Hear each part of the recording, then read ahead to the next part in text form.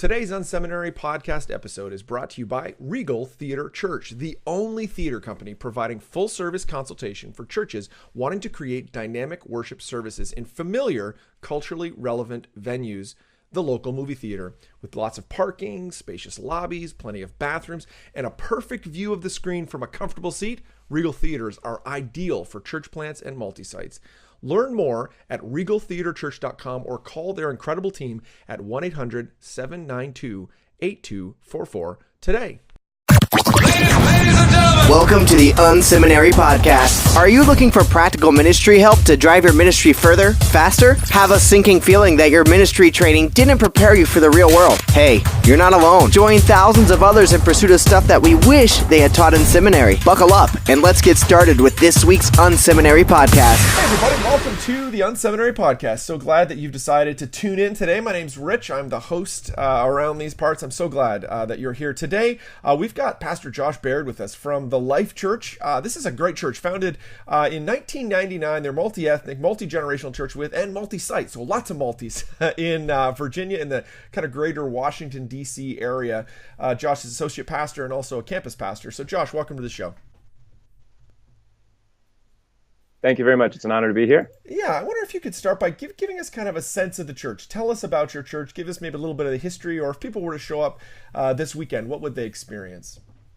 Yeah, a little bit of history is we call ourselves a small church that accidentally got big. We've been small for many years. I grew up as a pastor's kid in a church of 200 people, and we loved it. Always loved church. My dad is the pastor here, and it's just been a fun ride, and kind of just been doing the same thing for a long time. And finally, around 2010, we got connected to the Grow Network with Church of the Highlands, and just tweaked a few things, doing a lot of the same stuff, just staying faithful, but tweaked a few things, and we just exploded in growth. And so the last 6 or so years have just been an incredible ride of growth. And so, yeah, when you walk in, it's just kind of, high energy, lots of young people, a high energy environment, pretty intense worship, about an hour and 10-minute service, and just reaching lots of people, getting a lot of people saved. And so kind of, the challenge now is getting all those people connected. It's a very common challenge, but that's definitely our challenge right now. So absolutely. Well, I know a lot of folks, when they look at a high kind of growth church like yourself, it's easy to look at the front door and say like, wow, they're doing a lot of stuff great on the front end, which your church clearly is. But the thing I want to talk about today is, how are you getting people connected? What does that actually look like? You mentioned Grow, you mentioned Church of the Highlands, but let's dig into that. How does someone, if they were to come to your church, actually get plugged in? What does that look like? Yeah, well, there's two ways really, and the first way is to jump on a team, and we call our event Fusion, and we do it once a month. A lot of churches do every week and different types of things. We've landed on once a month, and they can come in, learn about the church, find out about membership, and it's a 3-hour event, so it's long. But we serve them dinner, and then we train them, and they can get on a team right there that night. And so that's the kind of the team and the serving aspect. And then small groups is the other way. Is we tell people that our vision for your life is for you to be connected in relationship, and for you to be serving the church and serving God's kingdom. And so those are kind of the main two ways: small groups and serving on a team. Nice. Well, let's maybe dig into the small group thing. One of the things I appreciate about you, just we've had a little bit of interaction via email. And I just love your authenticity. I think a lot of churches, most of the people who are listening in today, they would say, oh yeah, groups, they're really important. That's something we should do. Yeah. But some of that can just be a lip service to the groups thing. Right. They really haven't built structure around us. Why don't you tell me about that? Tell me about what you've done that's maybe a little different. Yeah, we, again, if I'm just being honest, we all say that small groups are important because we know in our head that they are, but if I'm being honest, I hate them. and it seems like we never have time for them. It seems like they're awkward. I can stand on the stage and talk to people, but usually as pastors, the group of 6 or 8 is kind of awkward. And so we never really, as the leadership, would get on board with it. We would say that it's important. We would do small group semesters. We called small groups every single name that you could call them. We tried gimmicks. We tried bribes. We paid people. I'm just kidding. We didn't pay people, but we tried everything that we could. And at the end of the day, we realized that we really weren't bought in ourselves. And and just being super transparent, hopefully it'll help somebody that's tuning in, is, we would try to fit small groups as leaders sometimes into our work week. We try to fit into our 40 hours. And one of the things that my dad as the leader said is it came to the point where he just said, we can't ask our people who are working 9 to 5s and then we want them to get in small groups, but you're fitting your small group in your work week as the leaders.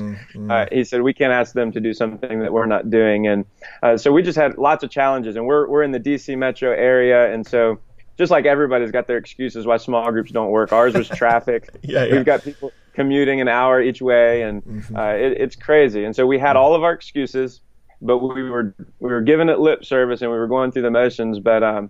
But it all changed about a year ago when we really decided to make an intentional improvement to it, and we can talk a little bit about that. Yeah, the thing, I don't want to miss this piece of the equation, though. I think the thing I appreciate you calling out is, I think there's a lot of lead pastors, a lot of executive pastors, folks that are leading in a church who are like, yeah, groups, they're really important, but they really haven't bought in at a core level themselves. Right.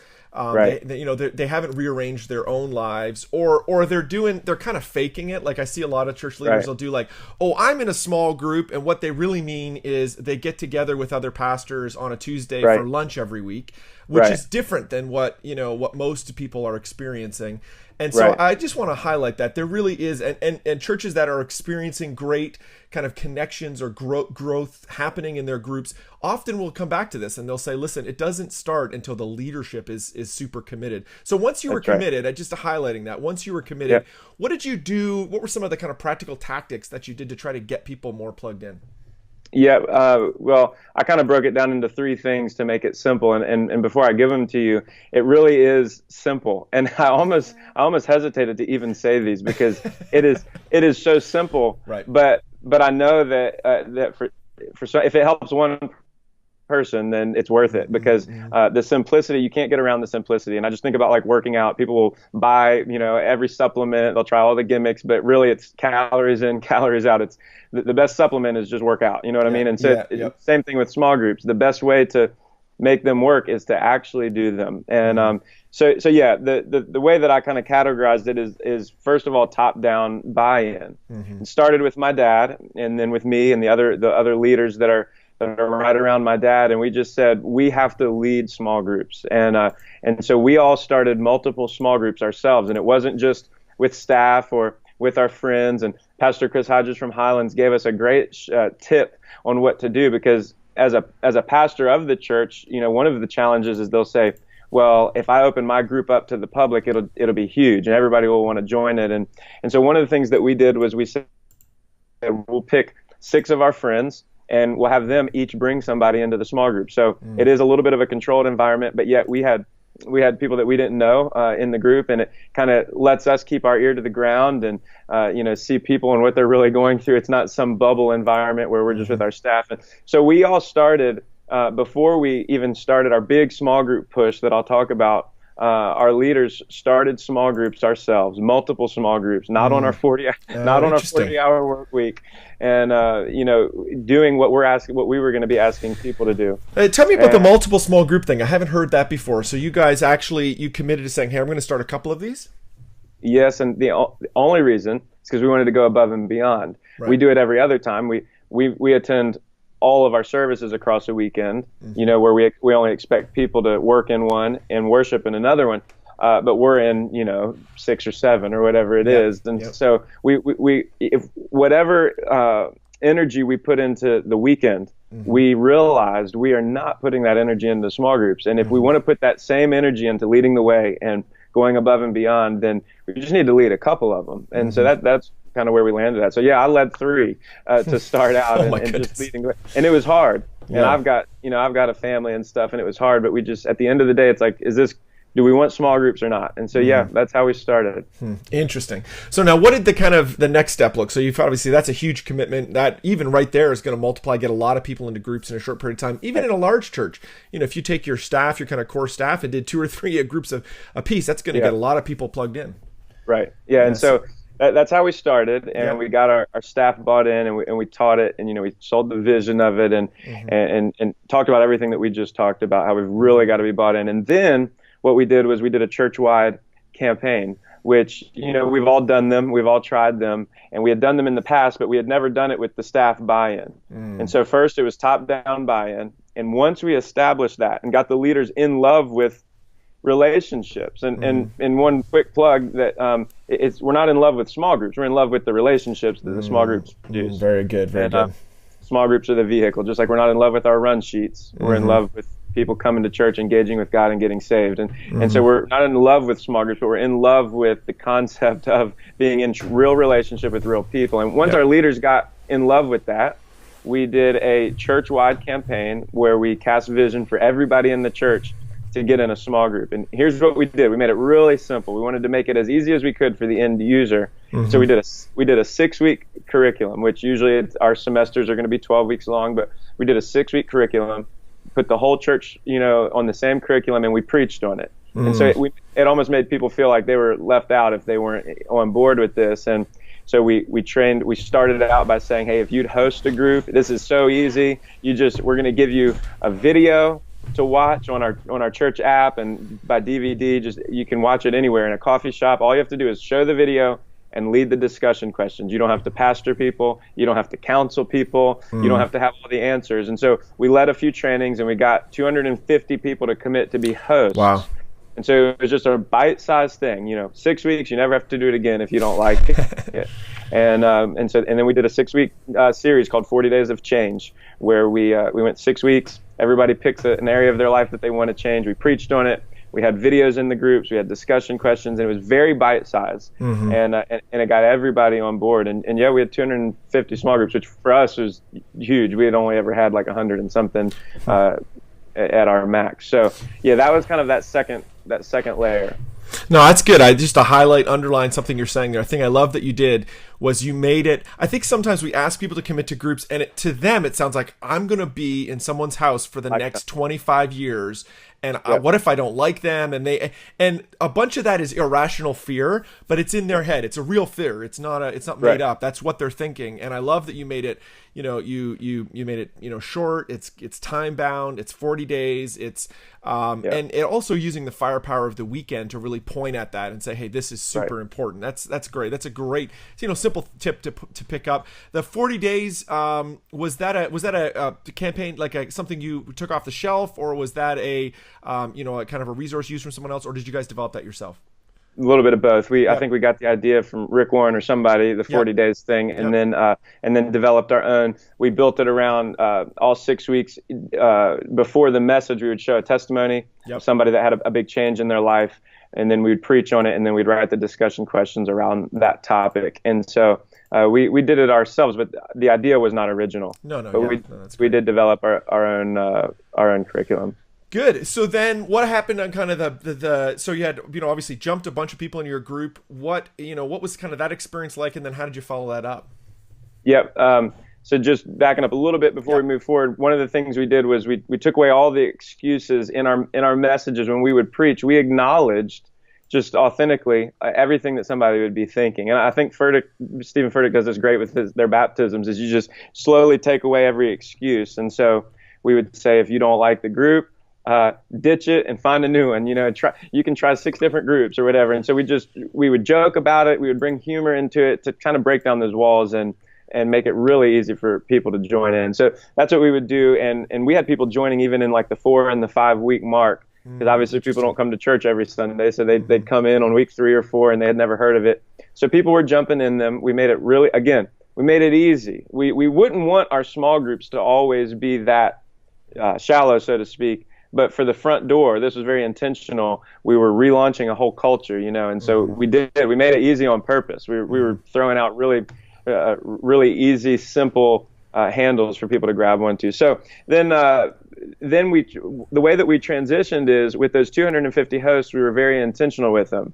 We were up front. Again, the transparency I think is so key because people latch on to transparency. They see right through, the bait and switch thing. So we told them, we said, hey, we're not bait and switching you. We're not tricking you. But now that you have led, and we walked them through it, and we had planned this out, now that you have led, what did you like about it? Would you ever consider leading again? And what we found was most people want to continue leading small groups. And so then we kind of up-trained them on how a normal small group will work. And we've got a whole bunch of people on board ready to run a real small group, so to speak, in the next semester. And so that was our intentionality there, to make this something that can be sustained.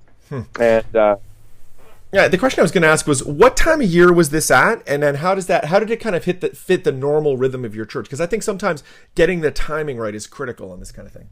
Yeah, and this was just the fall. This was the simple fall semester. Yep. And so, like I said, this process of getting the top-down buy-in started like a year ago. But this semester is just now finished. We've just now finished this. And so it was a fall semester when everybody's getting back in school. And so pretty typical. And so what we do is, and this is completely Church of the Highlands, so if anybody's watching, this is completely ripped off from them. But we tell all of our leaders, break the rules, run a small group under the table. We're not in semester, but if you have chemistry, the last thing we want to do is break up chemistry. We're not trying to control people's schedule or whatever, but we definitely have on-ramps at the beginning of semesters so that people feel like, oh, I can jump on because this is a new semester. And I think you've had Pastor Lane Schranz on here to talk about that whole free market system. And so we have that, but we definitely encourage. And so a lot of our 40 Days of Change small groups are continuing right on through the holidays. People are planning Christmas parties, and so that's all happening. I don't even know if I answered your question. No, that's good. No, I wanted to get a sense of the timing and all that. That's right. That's really good. Now, so far so we've talked about the free market system. I'd encourage people to go back and listen to Lane's interview. This is great. How important do you think that is or has been for getting people plugged in? A much more kind of open approach rather than a super defined approach. I hope that this can really help people, because what Church of the Highlands taught us was so valuable, but there's something that didn't work about it. Okay. And here's what didn't work for us. We tried to put it in place a few years ago, just free market groups. And we had our hubs, the men's, the women's, the marriage, the students, all the hubs in place. But when we just put the free market system out there without gaining the momentum that we gained from 40 Days of Change, the problem was we had a lot of random groups. So here's what our small group rosters would look like when we would launch a semester. A basketball group on Friday night, a women's sewing group on Thursday morning, and they're all very specific, and it was hard for people, the average person who said, hey, I just got saved, I want to learn more about the Bible, and they've got to either go hiking or ride motorcycles or to get in relationship. And so it didn't really take off at first, but here's what has really worked is now what's happening is a lot of our 40 Days of Change groups, they're just going to lead the typical small group with like a curriculum or a Bible study. But some of them have decided we're going to turn this into, a recreational group or an outdoor group. And what Pastor Lane will teach is, and what he taught in his session is the hubs act as like the main stores in a mall. And then all these other recreational groups and all these other groups act as like the kiosks. And what we didn't have was we didn't have the hubs. We didn't have those really strong groups that people could just join, and the other ones were there as kind of add-ons.